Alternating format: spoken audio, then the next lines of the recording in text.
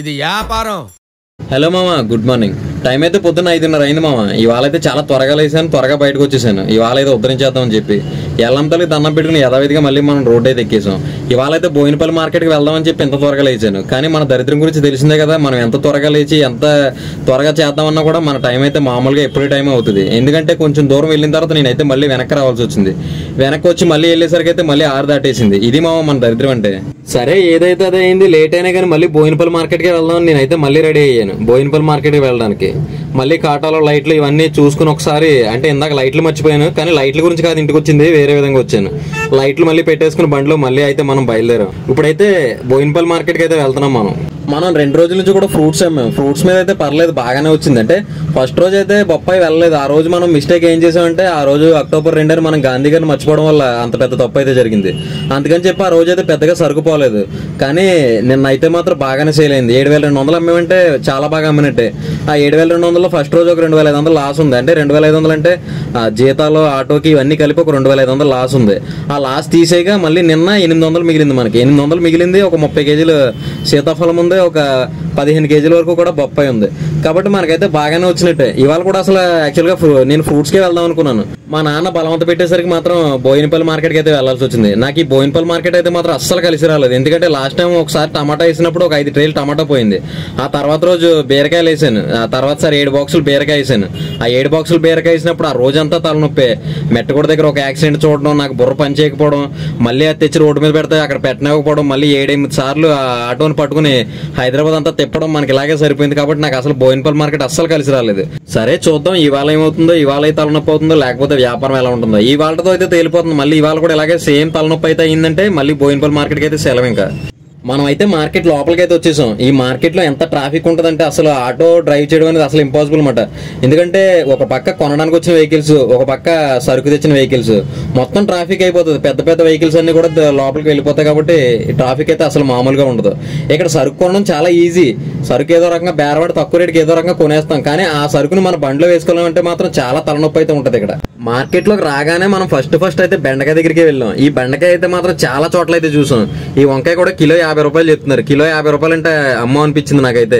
ఈ వంకాయ మన వల్ల అవుతుంది. కానీ ఈ బెండకాయ అయితే మాత్రం ఒక్క షాప్ లో కాదు, ఒక 4-5 షాపుల్లో చూసాం. కానీ బెండకాయ చాలా బాగుంది. అంటే ప్యూర్ లేతకాయ, క్వాలిటీగా ఉంది. కాబట్టి అంతే రేట్ ఉంది. అది కూడా 30 రూపాయల వరకు కూడా ఉంది. ఈ 30 రూపాయలు 25 రూపాయలు అంటే మనకి తెలిసిందే కదా, మన వల్ల అయితే అవ్వదు ఆ సరుకు కొనడం. అందుకని చెప్పి ఎక్కడైనా తక్కువలో దొరుకుతుందేమో మార్కెట్ అంతా బెండకాయ కోసం తిరుగుతూనే ఉన్నాం. కానీ ఎక్కడ కూడా దొరకట్లేదు. ఎందుకంటే బెండకాయ రేటు పెరిగింది. 25 నుంచి 30 రూపాయలు ఉంది. ఇది నెంబర్ 1 సరుకు అయితే. ఒకవేళ ముందు రోజు సరుకు కానీ మొత్తం ముదరకాయలు ఉన్న సరుకు అయితే అది కూడా 15 రూపాయలు ఉంది. కాబట్టి సర్లే అని చెప్పి కొంతసేపు కాకరకాయని చూశాను. ఈ కాకరకాయ కూడా కవర్ వచ్చి 350 రూపాయలు, 15 కేజీలు ఉంటుంది కవర్. బీరకాయ అయితే అమాంతంగా పెరిగింది ఒక్కసారి. ఇదైతే బీరకాయ అస్సలు బాగాలేదు, పెద్దగా ఏం బాగాలేదు. కానీ ఈ బీరకాయ కూడా ఇప్పుడు 25 రూపాయలు ఉంది. 25 నుంచి 35 రూపాయల వరకు కూడా బీరకాయ ఉంది. మళ్ళీ బెండకాయ దగ్గరికి వచ్చాం. ఈ బెండకాయ అయితే చాలా షాపుల్లో ఉంది. కానీ రేట్ అయితే ఎక్కడ అనుకూలంగా లేదు. ఈ బెండకాయ కొంచెం యావరేజ్ గా ఉంది. కాబట్టి కొంచెం 20 రూపాయలు అయితే చెప్పాడు ఆయన. 20 రూపాయలు అన్నా కూడా మనం ఆలోచించాలి. ఎందుకంటే దాంట్లో ముదరకాయలు ఉన్నాయి, అరటికాయలు కూడా ఎక్కువే ఉన్నాయి మార్కెట్ లో. కొంతసేపు అయితే క్యారెట్ దగ్గర అయితే ఆగిపోయాను నేను. ఈ క్యారెట్ అయితే చూడడానికి చాలా బాగుంది, మీడియం సైజ్ ఉంది. ఇంకా ఆల్మోస్ట్ కొనేసాను అనుకున్నాను. ఎందుకంటే రేట్ కూడా కొంచెం రీజనబుల్ గా అనిపించింది. 30 రూపాయలు చెప్పాడైనా, మనం అడిగితే ఒక 2 రూపాయలు ఎంతో తగ్గేది. 27-28 రూపాయలకి అయితే క్యారెట్ వచ్చేది. కానీ వేసేద్దామన్న టైంలో ఒకటి తీసుకుని తిన్నాను. అది తిన్న తర్వాత నిజంగా ఒట్టిగడ్డి తిన్నట్టు అయితే ఉంది, చప్పగా. అసలు దానికి టేస్టే లేదు. సర్లే వదిలే అని చెప్పి అక్కడే వదిలేసాను. ఈ వంకాయ కవర్ వచ్చి 2 కూడా 600, ఒక్కొక్క కవర్ 600, ఒక్కొక్కటి 15 కేజీలు ఉంటుంది. క్యారెట్ ఇది కాకరకాయ కూడా సేమ్ 300, 15 కేజీలు ఉంటుంది కాకరకాయ కూడా.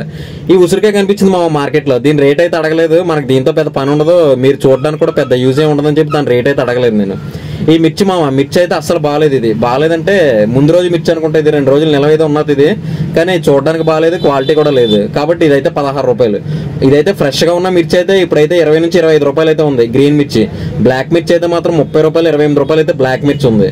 ఈ చిక్కుడుగా అయితే మాత్రం కేజీ 20 రూపాయలు అయితే చెప్తున్నాడు ఆయన. కేజీ 20 రూపాయలు అంటే ఇది వేద్దాం అనుకుంటే ఇది కూడా ఫుల్ గా డ్యామేజ్ అయితే ఉంది. ఎందుకులేని చెప్పి వదిలేసాను. ఈ కవర్లన్నీ కూడా కొంచెం రేట్లు ఎక్కువే ఉంటాయి మామ. ఒకవేళ మనం బల్క్ గా తీసుకోవాలంటే మాత్రం బస్తాలు తీసుకోవడం బెటర్, కవర్లు అయితే వేస్ట్. ఈ బంగాళదుంప చుట్టూరు అయితే మాత్రం మార్కెట్ లో చాలా సేపు తిరిగాను. ప్రతి బండి దగ్గరికి వెళ్ళాను బంగాళదుంప కోసం. ఇదైతే 32, 30, 28 అలా ఉంది. మనకైతే ఒక 25 రూపాయలు అయితే సెట్ అయ్యేది. ఒక 5 మూటలు వేద్దామని చూసాను 25 రూపాయలకి, కానీ ఎక్కడ 25 రూపాయలకి అయితే ఎక్కడ దొరకట్లేదు. ఏది చూసినా 30, 32 అయితే ఉంది. మనం ఏంటంటే మాక్సిమం 40 రూపాయలు అమ్మాలి కదా బండి దగ్గర, 40కి దాటి పెడితే పెద్దగా యూజ్ ఉండదు. అందుకని చెప్పి ఈ వంకాయ చూసాను మామ. చూసిన వెంటనే చాలా బాగా అనిపించింది నాకు. ఎందుకంటే బయట ఎక్కడ పెద్దగా అమ్మట్లేదు ఇది. అంటే బళ్ళ మీద ఎలాగ అమ్మరో అలాగే షాపుల్లో కూడా అమ్మట్లేదు ఈ వంకాయని. ఒకసారి వేద్దామని అనిపించింది, చాలా బేరాలు ఆడాను కానీ సెట్ అవ్వలేదు, వదిలేసాను ఇక్కడే. ఈ అరటికాయ చూసాను మామ. గెలొచ్చి 350 రూపాయలు చెప్పాడైనా, అటు ఇటు మాట్లాడితే 250కి అయితే గెల వస్తుందంట. ఇవి నిమ్మకాయలు చూసాను మామ. మార్కెట్ లో కొంచెం తక్కువ ఉంటాయి ఈ బోయినపల్లి మార్కెట్ లో. మొన్న ఎవరు అడిగారు నిమ్మకాయ కోసం, అమ్ముతావా బ్రో మేము సప్లై చేస్తామని చెప్పి. మీరు సప్లై చేస్తే నేను అమ్ముతాను బ్రో నిమ్మకాయ అయితే. ఈ బంగాళదుంప అయితే 28 రూపాయలు ఉంది, మళ్ళీ వద్దని చెప్పి వదిలేసాను. ఈ బెన్నీస్ కూడా ఏంటో అమాంతంగా పెరిగింది మామ. మొన్నటి వరకు బయట 30-40 రూపాయలు అయితే అమ్మేసేవారు దీని కేజీ, కానీ ఇది మార్కెట్ లోనే ఇప్పుడు 60 రూపాయలు అయితే ఉంది. 60 రూపాయలు అనగానే నేను నిజంగా షాక్ అయ్యాను నేను ఈ బెన్నీస్. ఎందుకంటే నిన్నటి వరకు కూడా బయట 40-50 అమ్ముతున్నారు. సారీ 50 కూడా అమ్మలేదు, 40-30 రూపాయలు అయితేనే అమ్మారు దాన్ని. ఈ క్రౌడ్ చూడండి మామ, నడిచి వెళ్ళడానికి కూడా ఖాళీ ఉండదు. ఈ చిక్కుడుగా అడిగాను, హైబ్రిడ్ చిక్కుడుగా ఇది, అదే ఇదో రకం చిక్కుడుగా. ఈ చిక్కుడుగా అయితే మాత్రం కిలో 40 రూపాయలు మార్కెట్ లో. ఈ చిక్కుడుగా కూడా రేటు పెరిగింది. ఎందుకంటే చిక్కుడుగా ఒక్కటే కాదు, వెజిటేబుల్స్ అన్ని కూడా రేట్లు పెరిగినాయి. కాబట్టి మళ్ళీ రేపు పొద్దున మనం ఫ్రూట్స్ మార్కెట్ కి అయితే పోదాం అనిపిస్తుంది నాకైతే. ఈ బోయినపల్లి మార్కెట్ అంటే అసలు చిన్నది కాదు మామ, చాలా పెద్దది, మహాసముద్రంలో ఉంటది ఈ మార్కెట్ అయితే. తిరిగే కొద్దీ అలా తిరుగుతూనే ఉంటాను నేను. సరుకు అయితే కొన్న కానీ ప్రతి షాప్ దగ్గరికి అయితే తిరుగుతూనే ఉంటాను.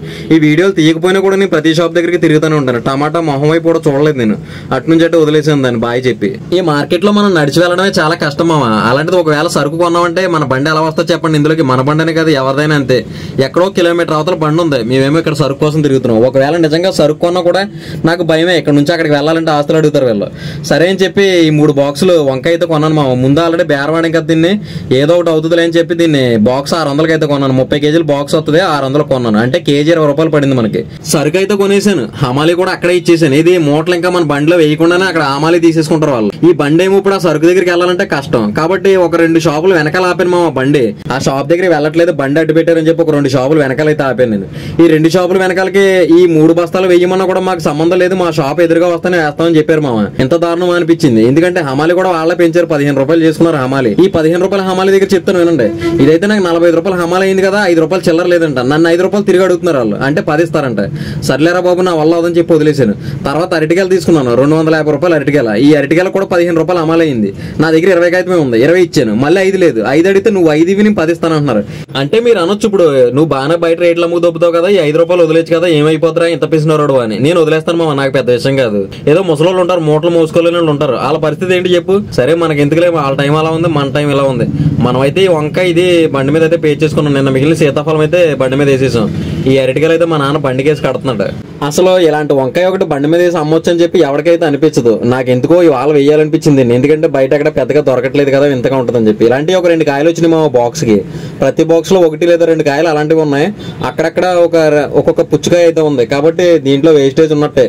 ఈ జున్ను పెట్టాడు మామ మన బండి ఎదురుగా. నాకు మామూలుగా జున్ను అంటే చాలా ఇష్టం. సరే ఎలా ఉంటుందా టేస్ట్ అని చెప్పి దగ్గరికి వెళ్ళి చూశాను. అది చూడడానికి జున్నులా ఉంది, కట్ చేస్తే కేక్ లా ఉంది. సరే అని చెప్పి ఒక కప్పు అయితే తీసుకున్నాను మామ. కప్పు వచ్చి 20 రూపాయలు. ఇది ఒక కప్పు టేస్ట్ చూద్దామని చెప్పి ఒక కప్పు అయితే తీసుకున్నాను. మన వాడి దగ్గర 200కి చేంజ్ లేదంట, నేనైతే తర్వాత ఇస్తానని చెప్పి ఆ కప్పు అయితే తీసుకున్నాను.